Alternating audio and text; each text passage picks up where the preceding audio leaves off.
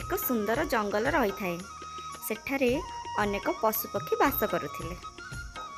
ସେହି ଜଙ୍ଗଲ ଅତ୍ୟନ୍ତ ସୁନ୍ଦର ଥିଲା। ସେଠାରେ ଏକ ବିଶାଳ ବାଘ ବାସ କରୁଥିଲା। ସେ ତା ଗୁମ୍ଫା ନିକଟରେ ଶୋଇ ରହିଥାଏ ଏବଂ ଭାବୁଥାଏ କିପରି ସେ ନିଜ ଶିକାର କରିବ ଏବଂ ତାକୁ ମାରି ଖାଇବ। ଏହିସବୁ ଭାବି ଭାବି ସେ ଶୋଇପଡ଼ିଥାଏ। ଶୋଇ ରହିଥିବା ସମୟରେ ସେ ଭାବୁଥାଏ ମୁଁ କେମିତି ମୋ ଶିକାର କରିବି ଏବଂ ତାକୁ ଖାଇବି। ହଠାତ୍ ତାର ନିଦ ଭାଙ୍ଗିଲା ଏବଂ ସେ ଚାରିଆଡ଼େ ଟିକେ ଦେଖିବାକୁ ଲାଗିଲା। କାହିଁ କିଛି ତ କୋଉଠି ନାହିଁ। ମୁଁ କାହାକୁ କେମିତି ଖାଇବି? ନା ହରିଣ ନା ଠେକୁଆ, କାହିଁ କେହି ତ କୁଆଡ଼େ ଦେଖାଯାଉନାହାନ୍ତି। ତେବେ ଆଜି କ'ଣ ମୁଁ ଭୋକିଲା ରହିବି? ଏହିସବୁ ସେ ଭାବୁଥାଏ। ଏହା ଭାବି ସେ ଚାରିଆଡ଼େ ଅନେଇବାକୁ ଲାଗିଥାଏ। ସେହି ଜଙ୍ଗଲରେ ଦୁଇଟି ଗାଈ ଚରୁଥିଲେ। ଜଣଙ୍କ ନାମ ଥିଲା ବଉଳା ଆଉ ଜଣଙ୍କ ନାମ ଥିଲା ଶାନ୍ତି। ଆହେ ନାନୀ, ତମେ ଜାଣିଛ ମୁଁ ଏଇ ଘାସ ଖାଇବା ପରେ ମୁଁ ଅତ୍ୟନ୍ତ ଅଧିକ ଦୁଗ୍ଧ ଦେଉଛି। ଏଥିପାଇଁ ମୋ ମାଲିକ ମୋ ଉପରେ ଅତ୍ୟନ୍ତ ଖୁସି ଅଛି ଏବଂ ମୋ ପିଲା ମଧ୍ୟ ଏହି ଦୁଗ୍ଧକୁ ପାନ କରି ଅତ୍ୟନ୍ତ ଆନନ୍ଦିତ ହେଉଛି।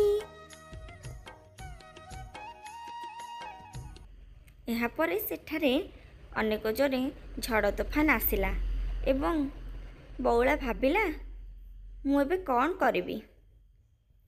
ଏଠାରେ ତ ଏତେ ଜୋରେ ବର୍ଷା ହେଉଛି, ମୁଁ କେମିତି ଘରକୁ ଯିବି? ଏହା ଭାବି ଭାବି ସେ ଗୋଟିଏ ଗୁମ୍ଫା ନିକଟରେ ପହଞ୍ଚିଲା ଆଉ କହିଲା, ଆଚ୍ଛା କଥା, ମୁଁ ଯାଉଛି ଗୁମ୍ଫା ଭିତରେ ରହିଯିବି। ଏହାପରେ ମୋତେ ଟିକେ ବର୍ଷାରୁ ତ୍ରାହି ମିଳିବ। ବର୍ଷା ଛାଡ଼ିବା ପରେ ମୁଁ ଏଠାରୁ ଚାଲିଯିବି। ଏହି କଥା ଭାବି ସେ ଗୁମ୍ଫା ଭିତରକୁ ଗଲା ଏବଂ ଗୁମ୍ଫା ପାଖାପାଖି ଯାଇ ଦେଖିଲା ଏହା ତ ବହୁତ ବଡ଼ ଗୁମ୍ଫାଟିଏ। ଏଠାରେ ବୋଧେ କୌଣସି ପଶୁପକ୍ଷୀ ରହୁଥିଲେ କିନ୍ତୁ ଏଠାରୁ ଚାଲି ଯାଇଛନ୍ତି। ଏହା ଭାବି ସେ ଟିକେ ସମୟ ଠିଆ ହେଲା ଏବଂ ସେ ଗୁମ୍ଫା ଭିତରକୁ ଯିବ ନା ନାହିଁ ଭାବିଲା।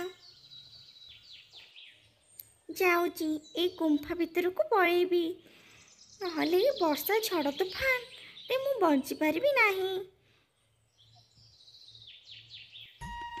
ଏହା କହି ସେ ସେହି ଗୁମ୍ଫା ଭିତରକୁ ଗଲା ଏବଂ ସେ ଗୁମ୍ଫା ଭିତରେ କେହି ବି ନଥିଲେ। ସେଠାରେ ସେ ରହି ଭାବିଲା ଯାହା ହଉ ସେ ବର୍ଷାରୁ ତ ଟିକେ ଆଶ୍ୱସ୍ତି ମୋତେ ମିଳିବ। ଏହା ଭାବି ସେ ସେଠାରେ ଠିଆ ହୋଇ ରହିଲା ଏବଂ ଅପେକ୍ଷା କଲା କେତେବେଳେ ଏହି ଝଡ଼ ତୋଫାନ କମିବ। ସେ ସେଠାରେ ଠିଆ ହୋଇ ରହିଥାଏ। ସେଠାରେ ଆସି ଏକ ବିଶାଳ ବାଘ ପହଞ୍ଚିଲା। ସେ କହିଲା, ଆରେ ମୋ ଗୁମ୍ଫାରେ କିଏ ରେ? ବଉଳା ଗାଈ କହିଲା, ଆଜ୍ଞା ମୁଁ। ତୁ କିଏ? ଆଜ୍ଞା ମୁଁ ବଉଳା ଗାଈ। ତୁ ମୋ ଗୁମ୍ଫାରେ କ'ଣ କରୁଛୁ?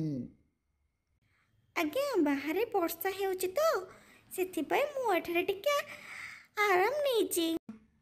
ଆଚ୍ଛା, ହଉ, ତାହେଲେ ଆଜିର ଭୋଜନ ହବୁ ତୁ ମୋର। ଆଜ୍ଞା ମୋର ଛୋଟ ଛୋଟ ପିଲା ଅଛନ୍ତି, ମୋତେ ଛାଡ଼ି ଦିଅନ୍ତୁ। ମୁଁ ଆଉ କେବେ ବି ଆପଣଙ୍କ ଗୁମ୍ଫାକୁ ଆସିବି ନାହିଁ। ଛାଡ଼ିଦେବି? କଦାଚିତ୍ ନୁହେଁ। ଆଜ୍ଞା ମୋତେ ଛାଡ଼ି ଦିଅନ୍ତୁ। ମୁଁ ଆପଣଙ୍କୁ ଶପଥ କରୁଛି ମୁଁ ମୋ ପିଲାକୁ କ୍ଷୀର ଦେଇ ଆପଣଙ୍କ ପାଖକୁ ଆସିବି। ଏହା କହିବା ପରେ ବଉଳା ଗାଈକୁ ବାଘ ଛାଡ଼ିଦେଲା ଏବଂ ବଉଳା ଗାଈ ଡର ଭୟରେ ତା ଛୁଆ ପାଖକୁ ଯାଇ ପହଞ୍ଚିବାକୁ ଲାଗିଲା। ସେ ଭାବୁଥାଏ ଏଥର ମୁଁ କ'ଣ କରିବି? ମୁଁ ତ ବାଘକୁ ଶପଥ କରିଛି କାଲି ମୁଁ ନିଶ୍ଚୟ ଆସିବି। ଥରୁଟିଏ ମୋ ପିଲାକୁ ଯାଇ ମୁଁ କ୍ଷୀର ଦେଇ ଆସେ ଆଉ ମନ ଭରି ଦେଖି ଆସେ। ଏହା ଭାବି ବଉଳା ଗାଈ ଆଗକୁ ଚାଲିଲା ଏବଂ ଏସବୁ କଥା ଭାବି ଭାବି ସେ ଯାଇ ତା ଛୁଆ ପାଖେ ପହଞ୍ଚିଲା। ମା ମା ମା। ସେ ଗାଈ ଏବଂ ବାଛୁରୀ ଦୁହେଁ ଏହି କଥାକୁ ଭାବିଲେ ଯେ କ'ଣ କରାଯାଇ ପାରିବ, କ'ଣ କଲେ ସେ ବାଘଠାରୁ ମୁକ୍ତି ପାଇପାରିବେ। ଏହି କଥା ଭାବିଲେ, କିନ୍ତୁ ସେ ଏହାର ସମାଧାନ ପାଇପାରିଲେ ନାହିଁ। ଏହିସବୁ କେତେ ସମୟ ଗଲା। ବଉଳା ଗାଈ ତା ଛୁଆକୁ ଶେଷ ଥର ପାଇଁ ଗେଲ କରିବା ଆରମ୍ଭ କଲା ଏବଂ କହିଲା, ପୁଅରେ ତୁ ତୋର ଯତ୍ନ ନେବୁ। ଏହାପରେ ସେଠାକୁ ଗାଈର ମାଲିକ ଆସିଲା। କହିଲା, ଆରେ ବଉଳା ଗାଈ, ମୁଁ କ'ଣ ଶୁଣିଲି ତୋତେ ବାଘ ଧରି ଦେଇଥିଲା?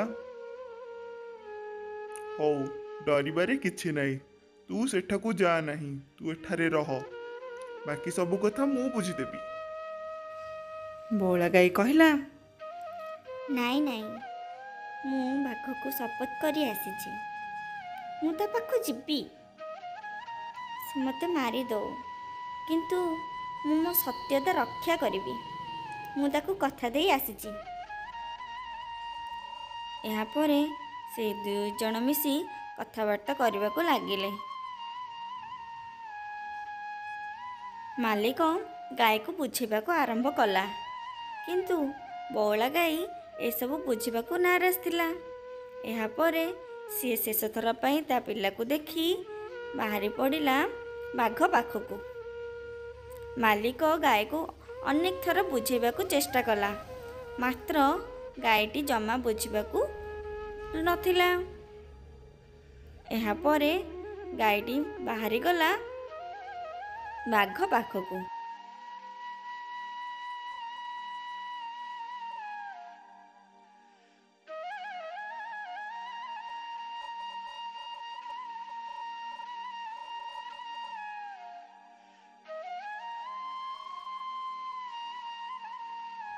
ମାଲିକ ଭାବୁଥାଏ, ଏବେ କ'ଣ କରାଯିବ? ଇଏ ତ ଚାଲିଗଲା, ତେବେ ମୁଁ ଆକୁ କେମିତି ରକ୍ଷା କରିପାରିବି? ଏହିସବୁ ସେ ଭାବୁଥାଏ।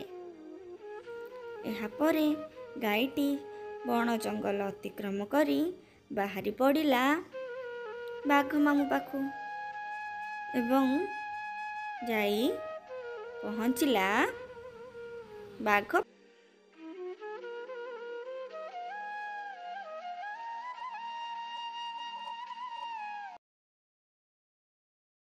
ବାଘ ମାମୁଁ, ମୁଁ ଆସି ତମ ପାଖରେ ପହଞ୍ଚିଗଲି। ଏବେ ତମେ ମୋତେ ଖାଇପାର। ହଁ ହଁ, ମୁଁ ତତେ ନିଶ୍ଚିନ୍ତ ଖାଇବି। ମୁଁ ଅତ୍ୟନ୍ତ ଭୋକିଲା ଅଛି। ତତେ ଖାଇବା ପରେ ମୋର ଭୋକ ମେଣ୍ଟିବ। ହଁ, ଠିକ୍ ଅଛି, ମୁଁ ଏଥିପାଇଁ ହିଁ ଆସିଛି।